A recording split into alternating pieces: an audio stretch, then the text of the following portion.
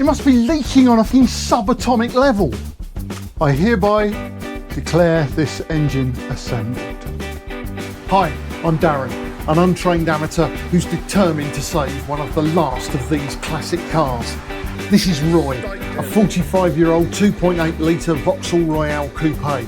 When I owned one 30 years ago, they were rare. Now they're unknown. This is one of the last of its kind, and I'm going to rescue it and relive my youth. Follow the rebuild, watch this legend come back to life. Right, morning everyone.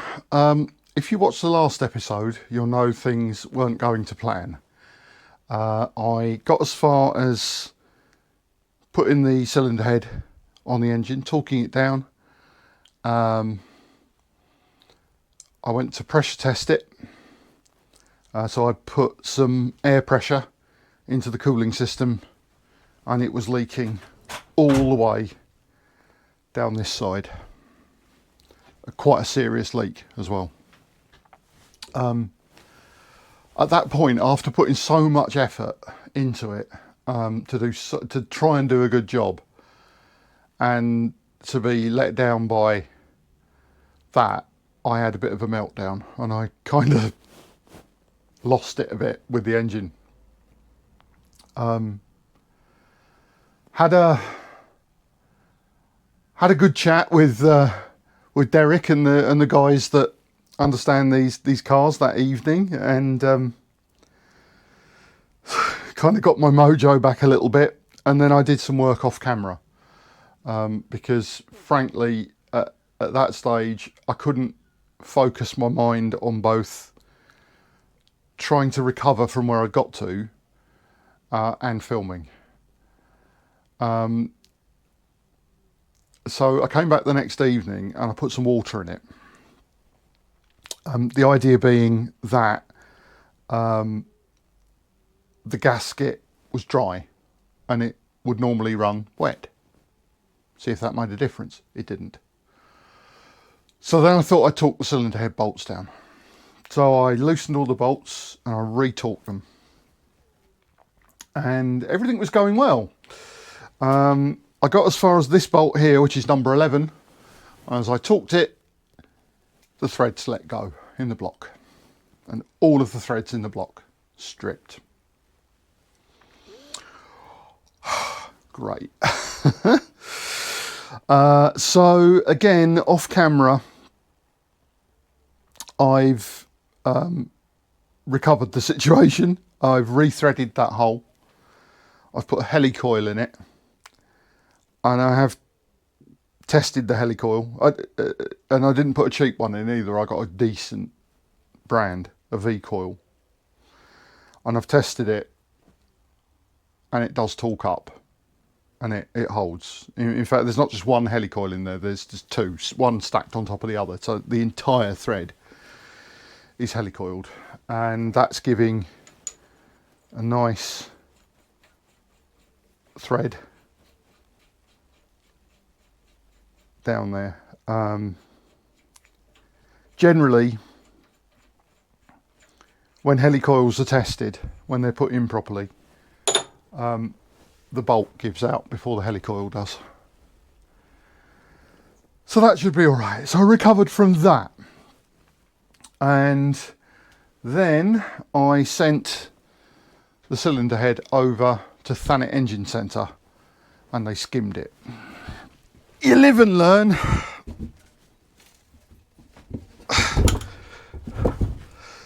In the light of hindsight, it's what I should have done in the first place. So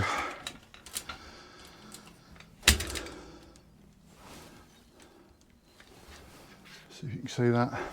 They have skimmed it across the top.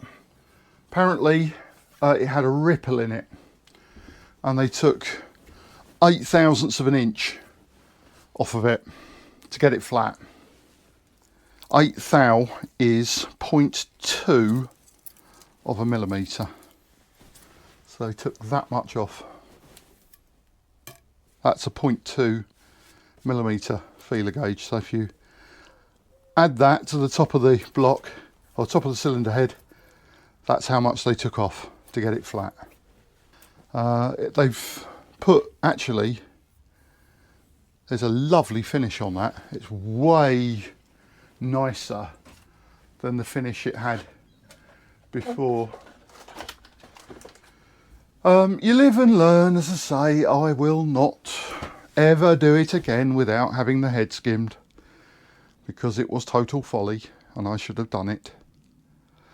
Of course, they've put it through their parts washer, so my paint job's suffered a bit. Having said that, I wasn't that enamoured with the silver anyway, so it's going to get a brush coat of black. Of course, I did knacker the gasket doing it.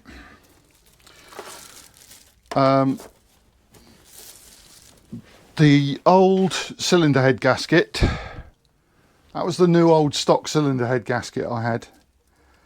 Now, this is for a 2.8. You can't get these anymore. This was the last one that FW Thornton had. There are some available in Europe, but they're ferociously expensive. And they're old stock still. This gasket I've got here is a 3 litre, not a 2.8, and it is exactly the same, apart from the bore sizes. The bore sizes, I've measured it, are 0.75 of a millimetre wider on that gasket than they are on the original. I've taken a decision, which I hope I'm not going to regret, that considering I can get a quality gasket that's new, so it's new, it's got its coating on it, it's got its sticky coating on it, it's got the sealing strips down the side, which that one never even had, so that one needed sealant.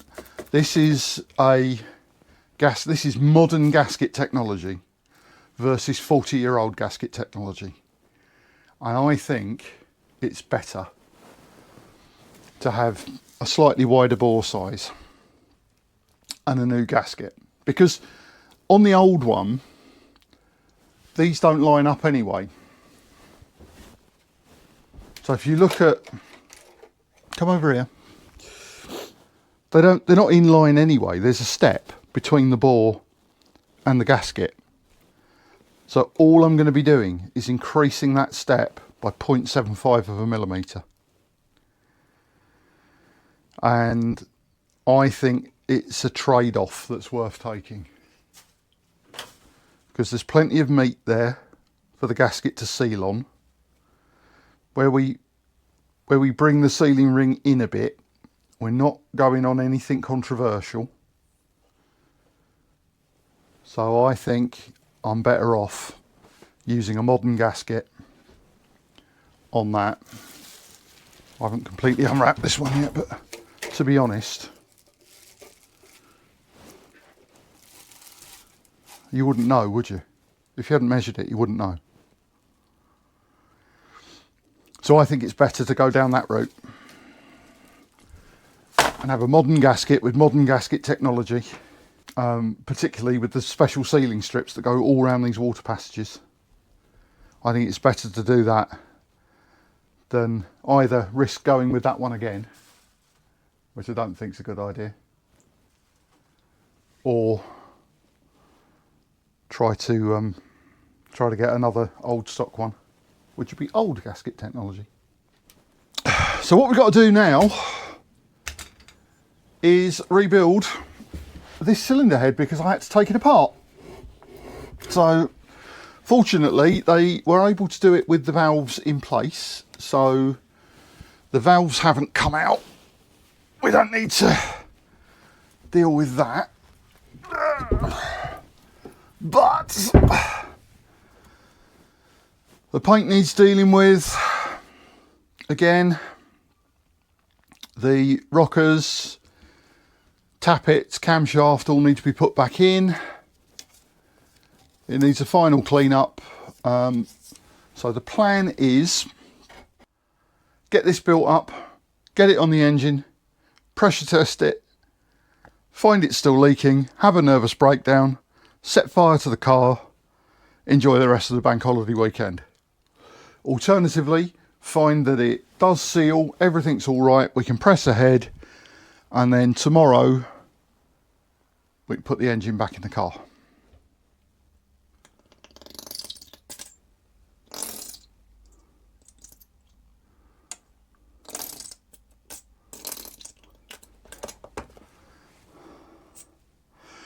Right, that's the end of the red assembly lube. I've got a bottle of green. I wonder what happens when you mix red and green. Someone said red and green should never be seen. It'll probably explode knowing my luck.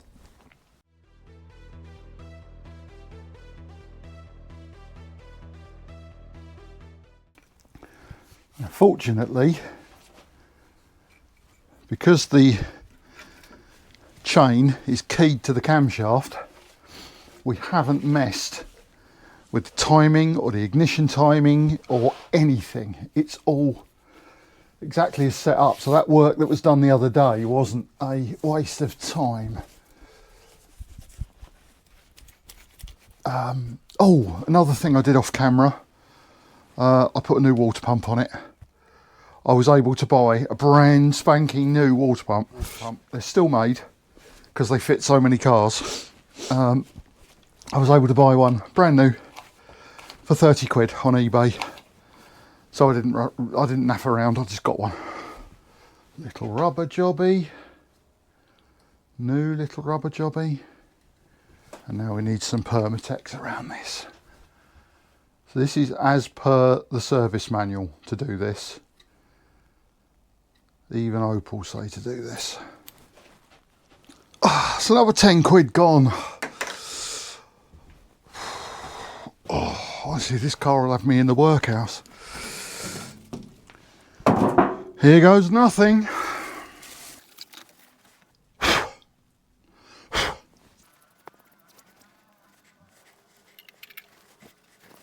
No dust on that gasket. See, unlike the other one, unlike the old stock one, this one has got a sealing bead all the way around it. Almost like that was a weak spot. Okay. If this doesn't work, I'm going to buy a boat and I'm going to use this as the anchor.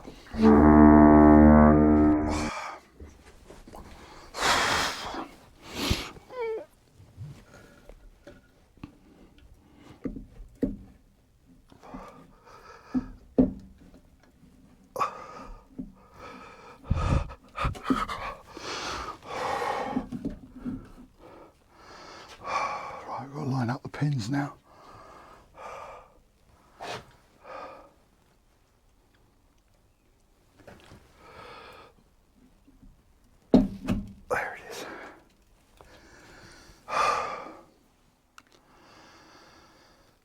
Please work. Oh, you just put those in the wrong holes, didn't you, you wally?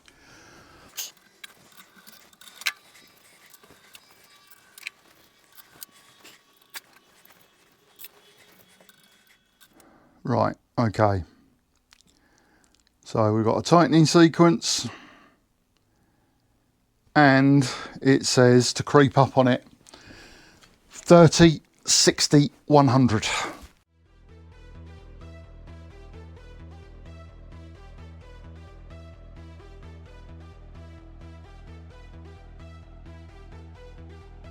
Nine.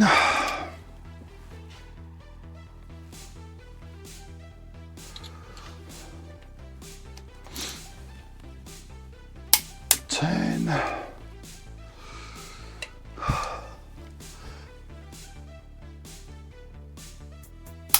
11. That's the broken one. 12. 13.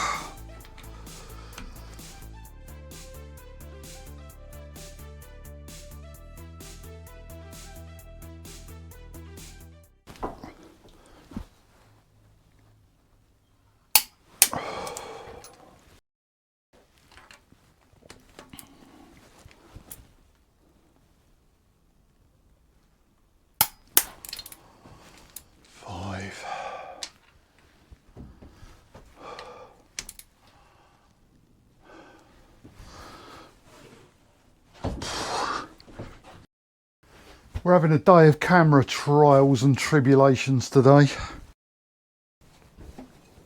I was just chatting away to you there, and the camera decided that the battery would go, and the battery would go in such a way that it didn't even warn me that the battery was going, which is great. We can get this here thing to pressure test. What I was wittering on about and was showing you, but I'm now not taking off to show you again,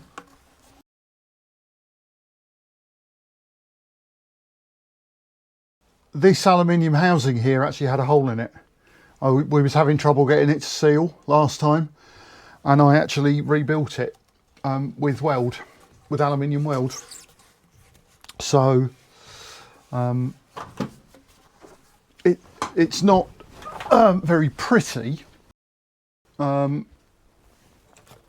and I did flow some aluminium solder over the top of it, because it's not, as I say, it's not pretty, and also in case there are any like little holes in there. But my welder is a DC one; it's not an AC one, so it's not really rated for aluminium. You're not really supposed to be able to do aluminium with it. But I did it anyway. Hey ho. And we'll see whether it seals. Hopefully it will. Be good if it does. So we've got a new water pump here also, which will help with sealing things up.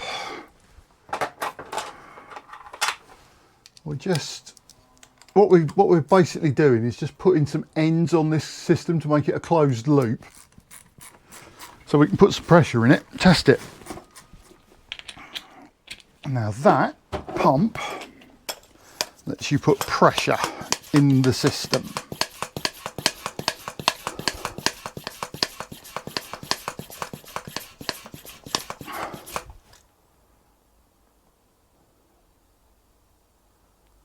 Oh, I can hear a leak.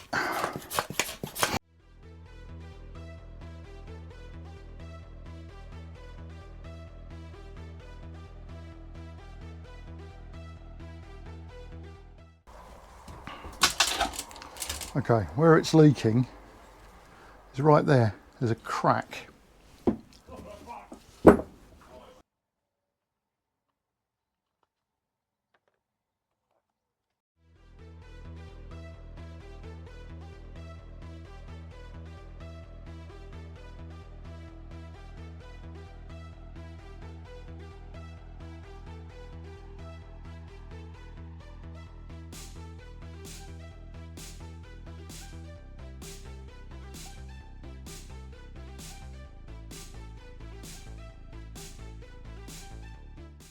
Let's have a try.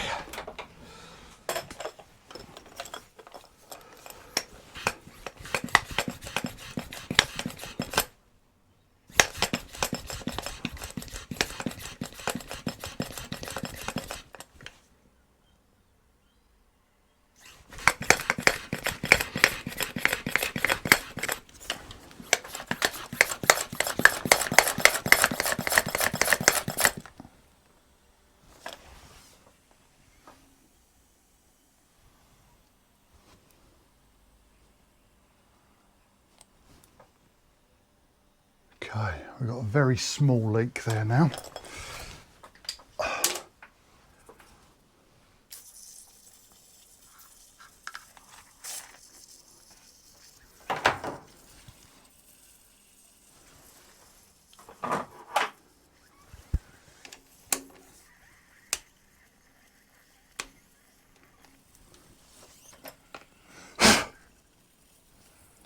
It's a crack.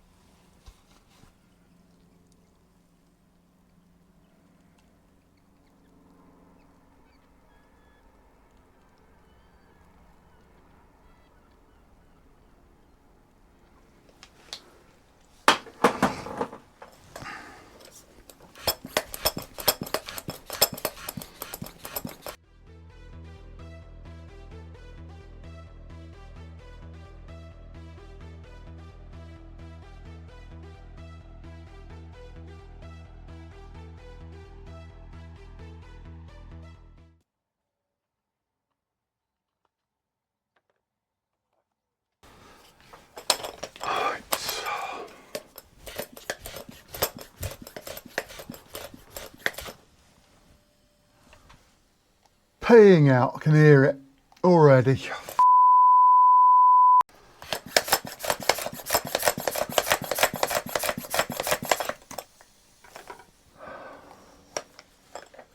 It's impossible. This must be what it's like to be a plumber. No wonder they're so bad-tempered.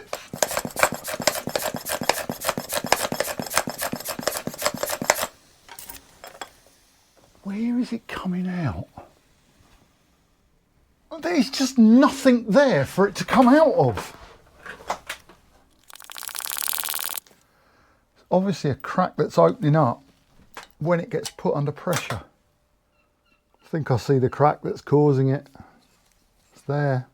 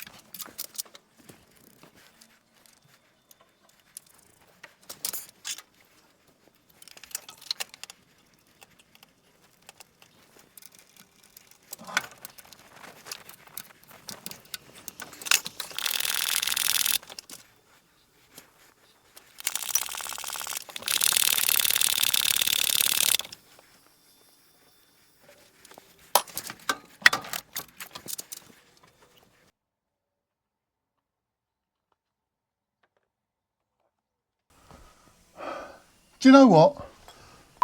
Leak. I do not care anymore.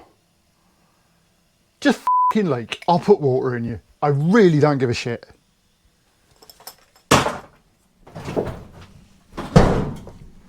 Just don't care anymore. Do what you like. Head gasket ain't leaking. That thermostat housing is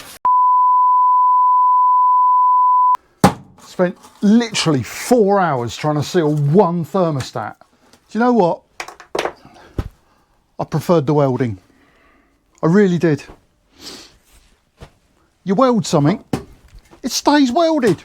This is physically impossible to have a leak. I have literally welded and then over soldered the damn thing. It's impossible.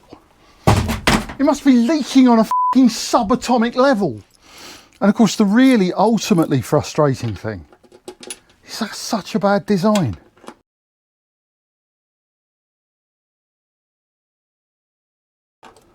There was about 530,000 different ways you could have done that. All of them better, most of them cheaper. Got to go and do a job later on and all. Right, let's put the manifolds on.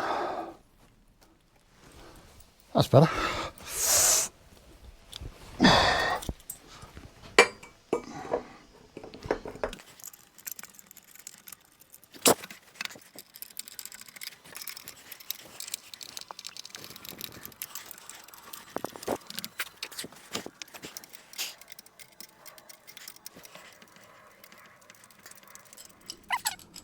See, these manifolds are not actually, they haven't got holes in them, like bolt holes, they've just got slots. So what you got to do is sort of get it on there and get it all sort of comfortable with itself before you do it up. Because also the two manifolds bolt together. And at the moment I've got it all loose. And then it should just sort of find its own happy place. So that's kind of got it all together.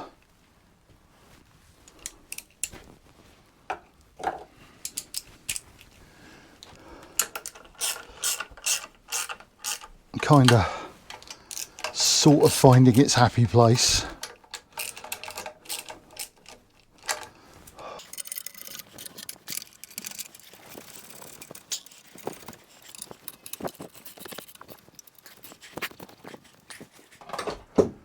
Of course, you know, they designed it so you can't get a socket in here because, you know, obviously.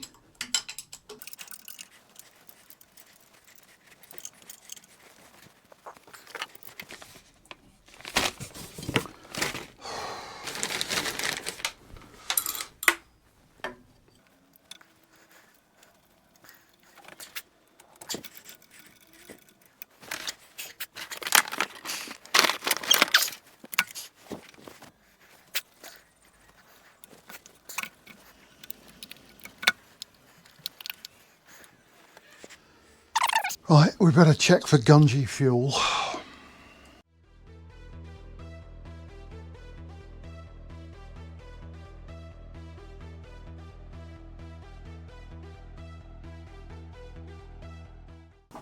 I just know I'm going to have no footage of the best bits of today, because every time I turn my back on that camera, it stops recording, and it doesn't tell me it's doing it. It's chosen today just to be a complete and utter arse. I know from experience, if you drop a spark plug, re-gap it, because the number of times on things like old Cortinas, I dropped a spark plug and they would always land on their nose and close the electrode gap. And you'd start the car and wonder why it was behaving so badly. And it would be the gap either almost shut or shut. You'll notice I didn't do anything to the carburettor any more than just blow its dirt out. Just clean its float bolt. I haven't adjusted it or anything. And that's because that carb was running, and it was running quite happily. And because of the amount of new stuff in this engine, what I need it to do is start, and I need it to start and run. And I don't need hours of cranking or anything like that to get it to go.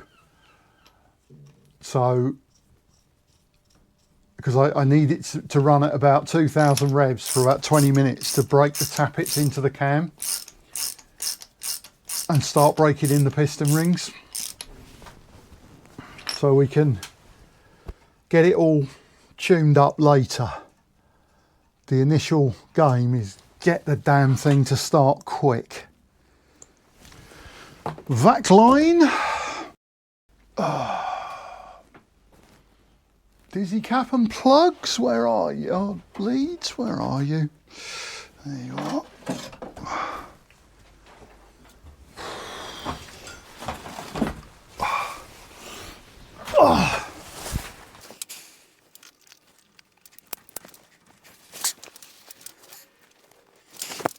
Right, one. That should be number 5. 1, 2, 3, 4, 5. It is.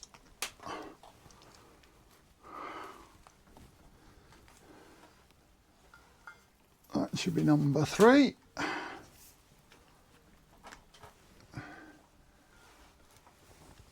That should be number 6.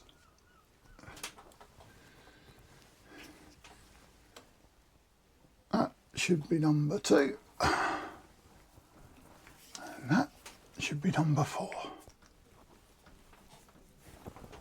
There is a mnemonic for that, but it's rude, coarse and misogynistic, and it will not pass my lips. I will, however, think it, which helps me remember.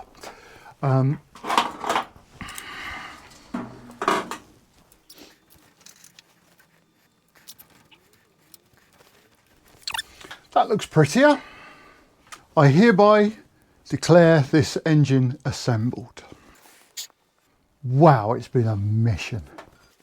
So, got no reason to believe there's any problem with it, apart from that thermostat housing. That is definitely got a crack in it. It is definitely leaking. It definitely needs to be replaced, and it definitely will not have any rad seal put in it today. I mean, if it does seal up,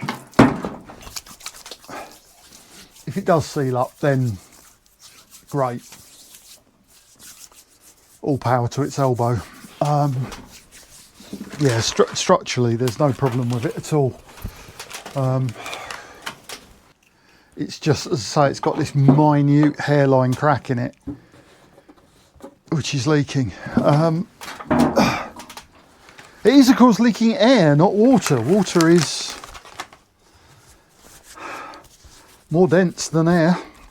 It might not leak, it might seal, it might grow wings, it might squadron lead a squadron of flying pigs. I hope we've got there. We've got good tappets, we've got a good cam, we've got new rings, we've got good bores, we've got bores that have been honed, we've got new timing chain guides, we've got a new water pump, we've got new big end bearings, new main bearings. The journals on the crank are good and have been polished. It's even had a coat of paint. I mean, short of thousands of pounds, there ain't a lot more I can do to it. So what we do tomorrow, we'll put it in the car. So we'll come over here first thing in the morning,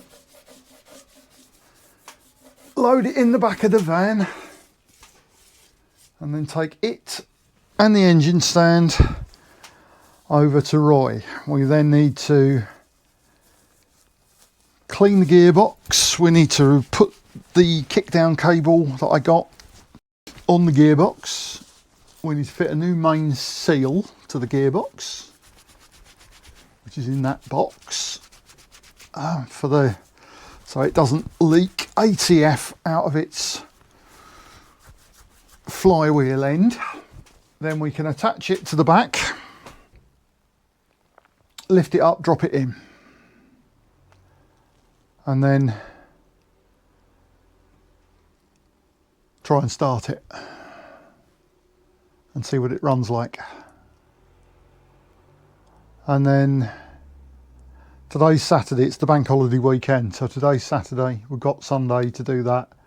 Monday, hopefully we can go for a shakedown drive and see what it's like, because ideally I think the received wisdom is do about 20 minutes at 2000 revs to break the cam in, and then go for a drive. And it's go for a drive for about 50 miles and do a sort of a procedure of accelerate and then lay off, accelerate again, lay off, and you let it engine brake, and apparently that seats the rings. Don't know I can do that on the motorway, because motorway is a bit too fast. This thing will be doing, you know, you probably don't want to rev it over about 3,000-4,000 revs, and that's like 50-60 miles an hour in this car. So anyway, I'm tired and I'm rambling. It's been a hell of a day. I don't know what footage I've got, as I say, because the camera keeps mucking around. We'll see. So this might be a case of like, subscribe and share. That's the end of today's video. The next video we'll put it in. Or if I've got very little footage, then we'll probably be putting it in about 2 seconds for you. If I have lost some footage, or if I've not got some footage, then you've probably missed some classic Darren getting angry moments. I've reached the end of my tether and then gone past the end of my tether 2 or 3 times today. Really need a holiday. But it's built. I'm not going to put the fan on yet. That can go on when it's in the car because it just gets in the way. And for one bolt, it can just go on later. But yeah, I think we are there.